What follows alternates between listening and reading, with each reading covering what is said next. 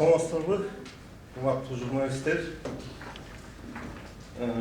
Мен алгач расмий тилде сүйлөйүн, уруксат этсеңиздер. Андан кийин мамлекеттик тилде. Уважаемые журналисты, хотелось бы сначала выразить благодарность, что откликнулись на наши приглашения. Я с вами хотел бы согласовывать формат пресс-конференции сначала.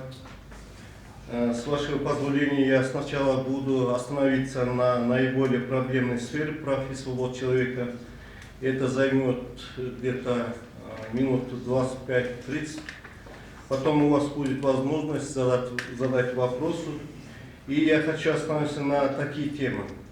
Количество, характер поступивших на имя омбудсмена жалоб и заявления, резонансные судебные процессы, реформа судебной системы, правила лиц, находящихся в закрытых учреждениях, в том числе работа против пытки, права детей, в том числе по сексуальным преступлениям в отношении несовершеннолетних, проблемы суицида, проблемы детей с ограниченными возможностями здоровья, побор в школах, работа комиссии по делам детей при органах местного самоуправления, права лиц, находящихся в психиатрических учреждениях, права мигрантов, в том числе права лиц, которые погибли по результатам пожара, гендерное равенство, а также права лиц с ограниченными возможностями здоровья и нератификация Конвенции о правах ЛОЗа.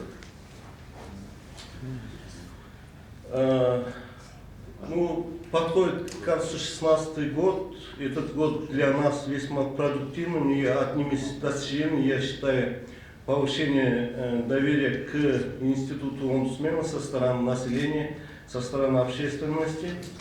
И по сравнению с 2015 годом число граждан, обратившихся к нам, выросло в 2 раза. В адрес института омбудсмена за 10 месяцев 2016 года обратилось около 13 тысяч человек, из них 3235 граждан обратилось письменно. Сотрудникам института омбудсмена предоставлено 6903 устных юридических консультаций. С выездом на место рассмотрено 742 обращения граждан. Наиболее часто граждане в своих обращениях жалуются на судебную систему.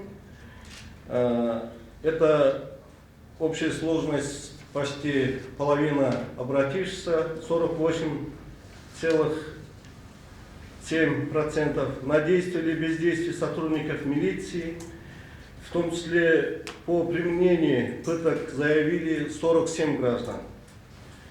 На сотрудников прокуратуры 110 обращений, на действие или бездействие судей 72 обращения.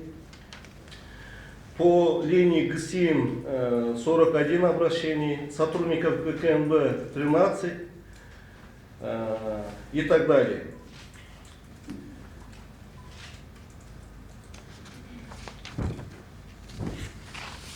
За 10 месяцев 2016 года сотрудники провели мониторинг 1363 судебных заседаний. То есть это таким образом удовлетворены просьбы 1363 граждан. В ходе рассмотрения обращений граждан в различные государственные органы направлено 83 акта реагирования с требованием устранить нарушение прав человека. Мы за месяц текущего года подготовили 7 специальных докладов. Что такое спецдоклад? В соответствии с законом, в рамках спецдоклада омбудсмен и его сотрудники расследуют самые острые проблемы, касающиеся прав и свобод человека. Так, за 10 месяцев 2016 года мы подготовили 7 специальных докладов, касающихся прав детей, прав этнических кыргызов-кайрылманов, репродуктивные права женщин, прав лиц, находящихся в психиатрическом учреждении ПГТ «Кызылжар», права женщин, содержащихся в закрытых учреждениях, права сотрудников внутренних дел, а также права военнослужащих. В рамках этих спецдокладов были проведены масштабные работы. Это анализ законодательства Кыргызской Республики, мониторинг, инспекция, полевые работы. И были разработаны конкретные рекомендации Жоғарғы Кеңеш и правительства Кыргызской Республики по улучшению ситуации прав человека по каждому исследованию сферы. Теперь мониторинг исполнения постановления Жоғарғы Кеңеша. Как вы знаете, уважаемые журналисты, в соответствии с законом об омбудсмена, омбудсмен Кыргызской Республики ежегодно представляет ежегодный доклад о ситуации соблюдения прав и свобод человека перед Жоғарғы Кеңешем. И Жоғарғы Кеңеш по результатам рассмотрения ежегодного доклада принимает постановление, где даются конкретные рекомендации по устранению нарушений прав и свобод человека госорганам. И, как показывают ответы госорганов, в основном министерство и ведомства выполнили часть рекомендаций, некоторые из них на стадии исполнения, некоторые вопросы представляются невозможным в связи с нехваткой финансовых средств. Министерство образования и науки, Общественная телерадиовещательная корпорация, Национальный статистический комитет не дали ответа по существу, то есть эти органы не исполняют постановление Жоғарғы Кеңеша. Следует отметить, что Министерство здравоохранения Кыргызской Республики дало подробный ответ. Отдел социального развития аппарата правительства Кыргызской Республики дал подробный ответ по каждому подпункту постановления. То есть со стороны проводится хорошая и эффективная работа. Мы за этот год разработали стратегию развития института омбудсмена на предстоящие ближайшие 5 лет и обсудили, согласовывали план действий по реализации этого документа с представителями госорганов, гражданского общества, а также с представителями международных организаций. Теперь по резонансным судебным процессам и по мониторингу судебных процессов. Сотрудники института омбудсмена стали чаще мониторить судебные процессы. По результатам 10 месяцев 2016 года мы осуществили мониторинг порядка более 1500 судебных процессов.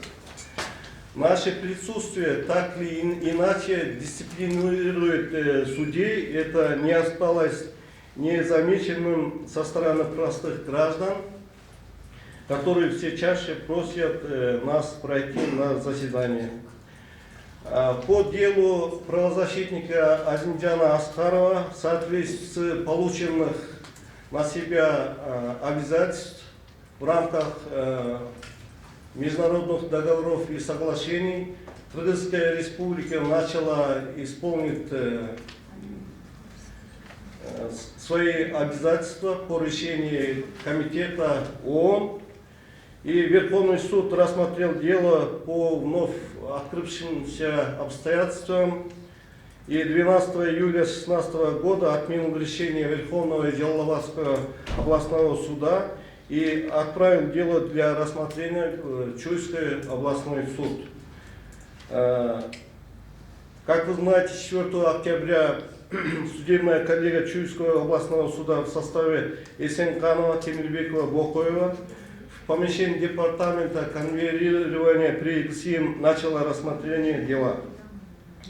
Интерес Аскарова представляет адвокат Токтаконов Вахидов, общественным защитником выступает Туликана Саналиева.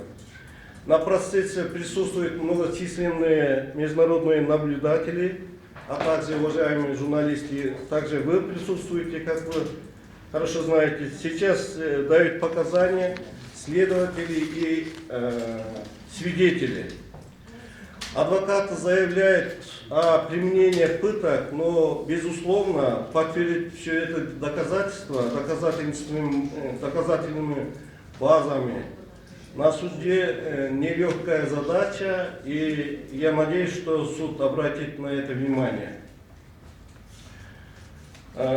Теперь по остальным резонансным судебным вопросам, процессам. ГКМД весной 2016 года возбудила 2 отдельных уголовных дела по насильственному захвату власти в отношении членов Илдик парламент, а также в отношении Талгарбекова, в рамках этого уголовного дела в отношении Талгарбекова, Султанова, Колубаева, а также отдельные уголовные дела, это в отношении Сарыгулова, Асанова, Куанышбека, Кадырова. Оба дела в данное время рассматриваются в Первомайском районном суде в городе Бишкек в закрытом режиме, и судья Термечиков и Боромбаев рассматривают эти дела и не допускают на судебные заседания не только представителей, но и представителей института омбудсмена. Я на прошлой неделе попытался попасть в судебные дела в отношении Сарыгулова, Асанова, Кадырова, но ссылаясь на закрытость и секретность рассматриваемых дела, суд не подпустил. Теперь по реформе судебной системы. Нарушение процессуальных норм при рассмотрении уголовных дел. В основном это неразумные сроки рассмотрения судами уголовных дел, не обеспечение следствия